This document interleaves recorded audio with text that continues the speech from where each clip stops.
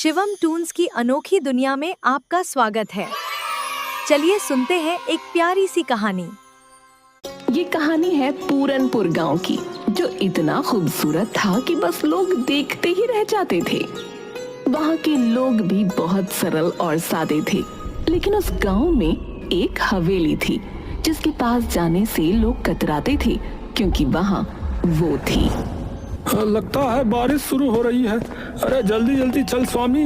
हाँ हाँ चल रहा हूँ, लेकिन तू ये हवेली की तरफ क्यों ले जा रहा है भाई? अरे ये छोटा रास्ता है ना। हाँ ये बात तो है।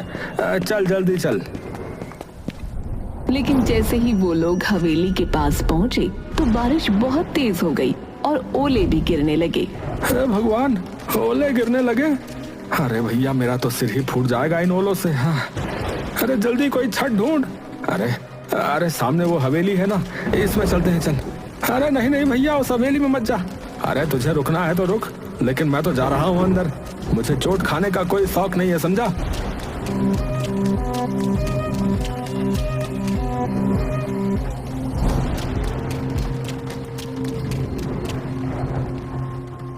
और फिर उन्होंने नजर घुमाकर हवेली को देखा। हवेली इतनी पुरानी थी जितना पुराना गांव, लेकिन इतनी पुरानी होने के बावजूद वो जर्जर नहीं थी, लेकिन हाँ डरावनी जरूर थी। अरे यार, ये बारिश के चक्कर में हम कहाँ आकर रुक गए। जल्दी बारिश रुके तो हम यहाँ से भागे। अरे भाई ये आवाज किसकी है? कौन सी आवाज है? भाई मजाक मत कर यार। ये कौन आ गया? ये कौन आ गया? ये कौन आ गया? उन लोगों ने घूम कर देखा तो हवेली के एक कोने में अजीब सी बुढ़िया बैठी थी, जिसके सफेद बाल खुले हुए थे और वो कुछ बड़बड़ा रही थी। दोनों डर से कांप उठे और फौरन बाहर भागे। बाहर अभी भी ओले गिर रहे थे, लेकिन इस बार वो ओलों की चोट खाते हुए अपने घर की तरफ भाग गए। भैया राम, भैया लोग सही कहते हैं सोनी। अरे वहाँ कुछ है भैया। भैया मैं तो कसम खाता हूँ अब उस तरफ नहीं जाऊंगा भैया। पूरनपुर गांव में कुछ दिन बाद एक बड़ी अजीब घटना हुई। गांव में 4 नए लोग पहुंचे, एक नौजवान जोड़े के साथ 2 नौजवान लड़के और। अरे भाई आप लोग कौन हैं और इस गांव में कैसे आना हुआ? नमस्ते, मेरा नाम राजीव है। ये मेरी पत्नी रिया है और ये मेरे भाई हैं रमन और प्रेम।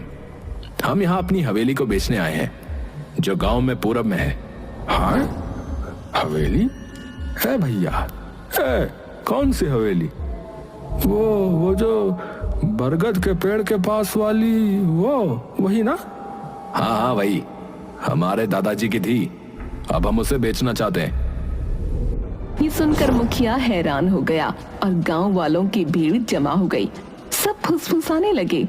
तभी मुखिया सीरियस होकर बोला, बेटा वो हवेली आज भी गांव के डर का कारण है। वहाँ एक बुढ़िया दिखती है, अजीब सी। कोई नहीं जानता कि वो असली है या आत्मा है, कोई भूत है पता नहीं, या फिर हमारा वहम है। गांव में ऐसी अफवाहें आम होती हैं। हमने भी शहर में ऐसे किस्से खूब सुने। अगर वहाँ कोई बढ़िया होती तो अब तक किसी ने वीडियो बना लिया होता ना। मैं तो वहाँ की तस्वीरें इंस्टाग्राम पर डालूंगी, कौन डरता है भूत से। हम सब आज ही हवेली में जाकर देखेंगे और कल ही उसके कागज फाइनल कर लेंगे। रामू और स्वामी भी वहाँ खड़े थे। दोनों की आंखों में डर था, लेकिन आखिर वो बोल ही पड़े। भाई साहब मत जाइए, हमने अपनी आंखों से देखा है उसे। वो औरत इंसान नहीं लगती। हाँ उसके पास जाने से जान पे बनाती है। हाँ बता रहा। अगर वो हवेली मेरी है तो मुझे ही देखना चाहिए ना कि उसमें क्या है। ये कहकर वो चारों हवेली की ओर बढ़े। जैसे ही वो हवेली के पास पहुंचे, सबने उसे निहारा। हवेली पुरानी जरूर थी, लेकिन उसकी दीवारों पर एक अजीब किस्म की चमक थी। वाओ, ये हवेली तो किसी राजमहल जैसी लगती है। इतनी मजबूत दीवारें, कितनी भव्य है। यार ये बेचेंगे तो करोड़ों मिलेंगे भाई। चलो अंदर चलते हैं, मैं तो इसका वीडियो बना रहा हूँ। जैसे ही वो अंदर घुसे, एक ठंडी हवा का झोंका आया, जैसे किसी ने उन्हें छुआ हो। लेकिन चारों ने नजरअंदाज किया। अंदर का हॉल अब भी चमक रहा था, जैसे समय ने उसे छुआ ही ना हो। राजीव वहां खड़ा होकर बोला, सोचो यार, इतने बड़े हॉल में लोग रहते होंगे। वाह यार। Serious? What? A royal life? लेकिन यार ये कैसी आवाज है? ये कौन आ गया? ये कौन आ गया? ये कौन आ गया? कोई बोल रहा है शायद। चलो उस तरफ चलते हैं, देखती हूँ कौन इतनी एक्टिंग कर रहा है। चारों उस कोने की ओर बढ़े, लेकिन वहाँ कुछ नहीं था। तभी चमगादड़ों का एक झुंड छत से निकला। रिया चीख पड़ी।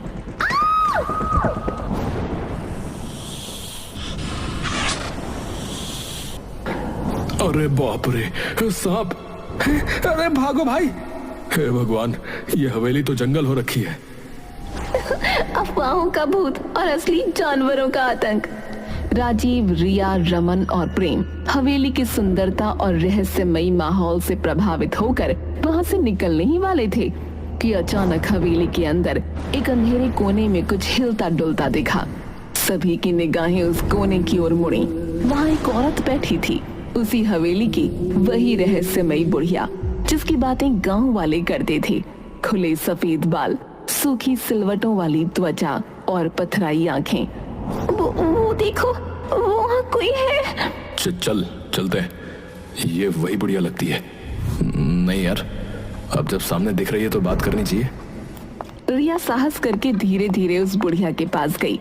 जैसे ही वो पास पहुंची, बुढ़िया अचानक कांपती हुई खड़ी हो गई। आप कौन है? यहाँ क्या कर रही है? तुम लोग क्यों आए हो? यहाँ क्यों आए हो? यहाँ कोई नहीं आता, फिर तुम क्यों आए हो? हम इस हवेली को बेचने आए हैं। ये हमारे दादा की हवेली है। और आप? मैं खजाने की रखवाली कर रही हूँ। खजाना? हाँ, बहुत साल पहले मैंने इस हवेली में खजाना छुपाया था, पर अब याद नहीं कहाँ रखा है, कहाँ दफना दिया, समझ नहीं आता।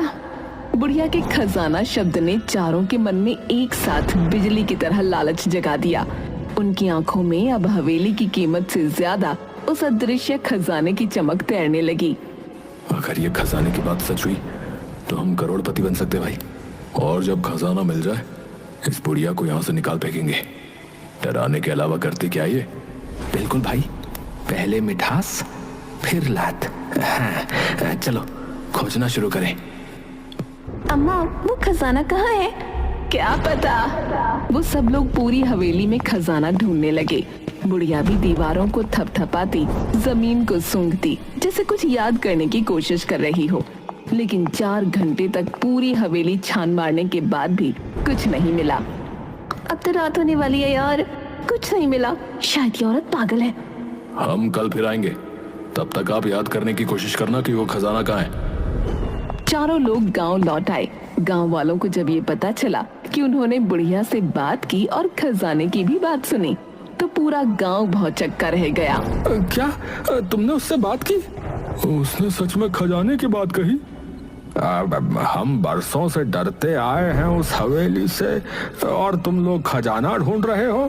अगर सच में खजाना हुआ तो हम सबको फायदा होगा। फिर कल चलो हमारे साथ। अगर कोई खजाना मिला तो हिस्सा मिलेगा। गांव वाले पहले तो हिचकिचाए, लेकिन हिस्सा शब्द सुनकर उनकी आंखों में भी चमक आ गई। अगले दिन राजीव, रमन, प्रेम, रिया के साथ गांव के 10-12 लोग भी हवेली पहुंचे। वो देखो भाई, वही बुढ़िया। हे भगवान, मुझे यकीन नहीं हो रहा है मैं यहाँ वापस आ गया। चलो सब, आज इस हवेली का कोना कोना उलट डालो। चलो। लोगों ने हवेली के हर कोने को अच्छी तरह देखा, यहाँ तक कि बाहर बगीचे में खुदाई भी शुरू कर दी। कुछ घंटे बीते, लेकिन कहीं कुछ नहीं मिला। तभी रामू की नजर हवेली के पिछले हिस्से पर गई, जहाँ छत का एक हिस्सा टूट कर गिरा हुआ था। अरे ओ भैया, इधर आओ, देखो। अरे यहाँ कुछ है शायद। कहाँ? अरे ये मलबा हटाओ, इसके नीचे कुछ है।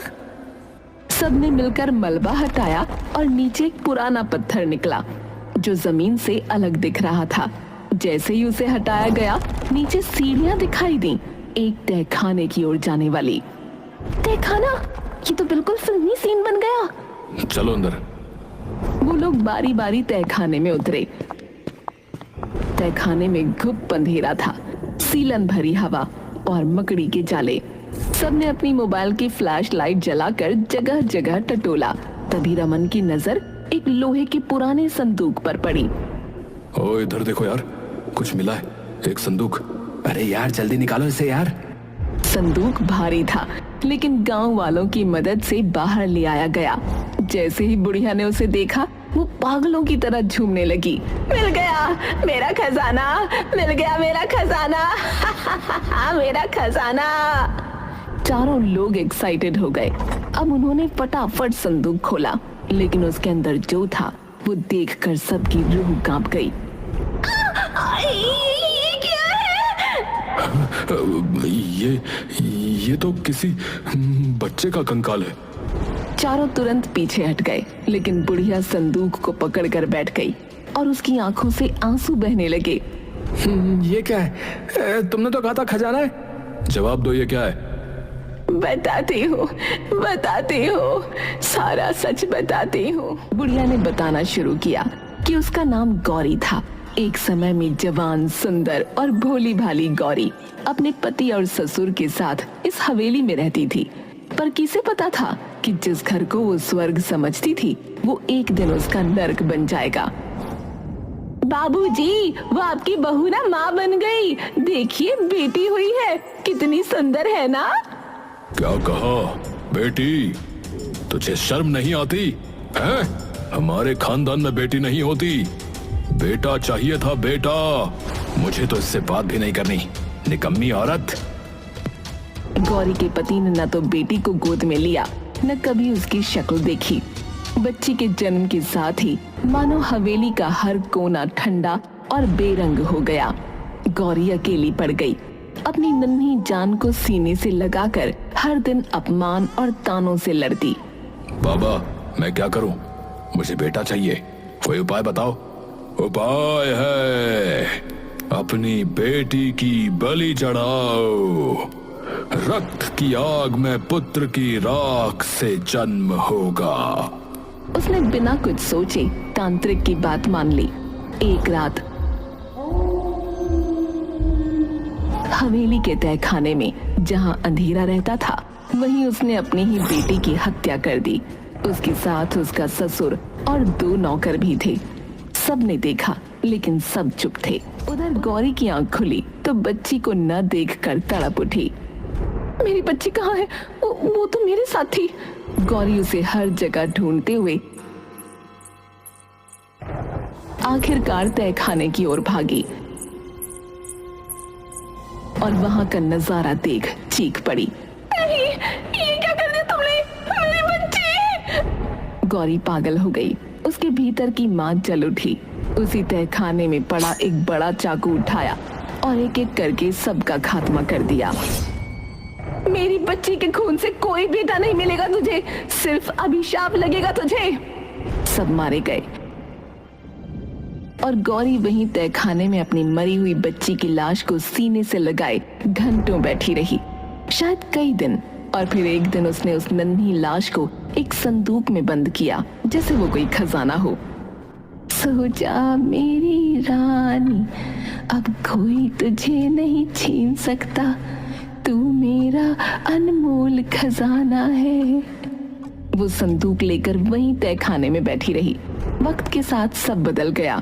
हवेली सुनसान हो गई और जब वो एक दिन ऊपर आई तो छत का एक हिस्सा गिर पड़ा।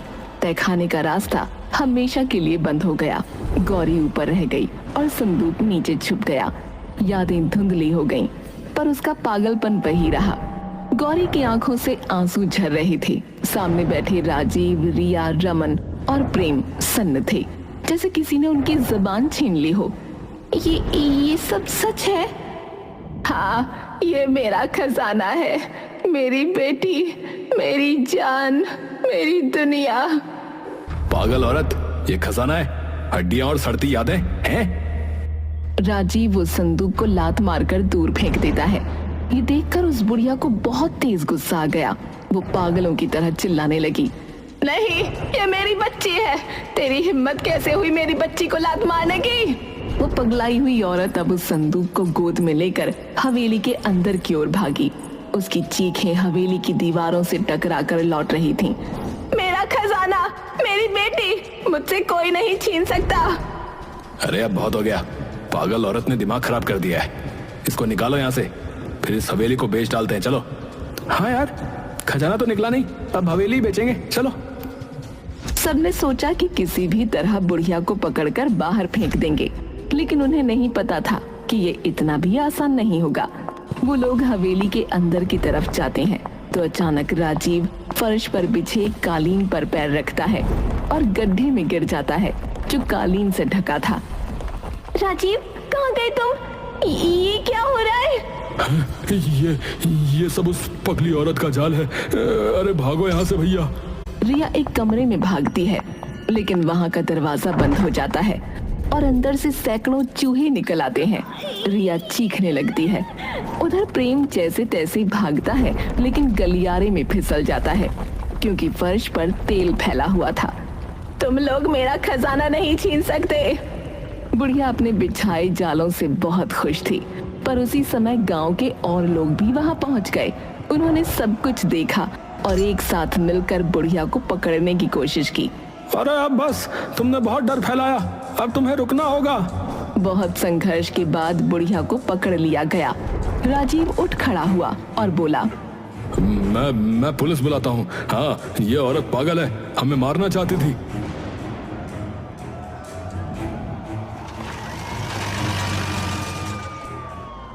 पुलिस जल्दी ही पहुंच गई। सर, हम तो ये हवेली बेचने आए थे। ये औरत हम पर हमला कर रही थी। पागल है सर ये। हाँ, मैं पागल हूँ, लेकिन ये हवेली मेरी है, मेरे खून से सींची गई है। तुम लोग इसे अपना कहते हो? क्या सबूत है तुम्हारे पास? पुलिस को बुढ़िया की बात सही लगी, इसीलिए उन्होंने उनसे कागज मांगे, सबूत मांगे, लेकिन चारों लोगों के पास कुछ नहीं था, न कोई दस्तावेज, न कोई अधिकार। गांव वाले भी अब शंका से भर उठे। राजीव बताओ, इस हवेली का इतिहास क्या है, बोलो। वो हम तो बस अरे वो क्या कर रहा है? हमें फोन करके तू नहीं बुलाया ना? लेकिन अब लग रहा है कि तेरा झूठ पकड़ में आ चुका है। अब चुपचाप सच बोल दे, वरना सीधे जेल ले जाएंगे तेरे। हाँ, हमने हवेली पर कब्जा करने की कोशिश की थी ताकि उसे किसी फॉरेनर को बेचकर पैसे कमा सकें। हमें किसी ने यहाँ के बारे में बताया था, तो हमने सोचा कि गांव वालों को बेवकूफ बनाकर अपना काम निकाल लेंगे। हमें माफ कर दीजिए। हैं? माफी? हाँ, जरूर मिलेगी ना माफी। चलो सीधे थाने, चलो, वहीं करेंगे तुम्हें सब माफ। पुलिस ने चारों को गिरफ्तार कर लिया और फिर रामू आगे आया। उसने सबको देखा और बोला, इतनी बड़ी कहानी हो गई, हमें आज पता चल रहा है। देखो भैया गांव वालों, मुझे लगता है कि हमें इस बात हो गई, हमें आज पता चल रहा है। देखो भैया गांव वालों, मुझे लगता है कि हमें इस बच्ची का जो है अंतिम संस्कार करना चाहिए। ये जरूरी है भैया। सबने मिलकर उस मासूम बच्ची की अस्थियों का विधि पूर्वक अंतिम संस्कार किया। बुढ़िया फूट फूट कर रोती रही। उसकी सालों की पीड़ा अब बह रही थी। उसके बाद पुलिस ने बुढ़िया को एक मानसिक चिकित्सालय भेज दिया, पर कहानी यहीं खत्म नहीं हुई। गांव वालों ने उस हवेली को एक बालिका विद्यालय में बदल दिया। बाहर एक पट्टिका लगी जिस पर लिखा था, गौरी कन्या विद्यालय, एक माँ की याद में। हमारे वीडियो देखने के लिए धन्यवाद। ऐसे ही और मजेदार वीडियो के लिए सब्सक्राइब करें, लाइक, कमेंट और शेयर करना ना भूलें। मिलते हैं अगले रोमांच में।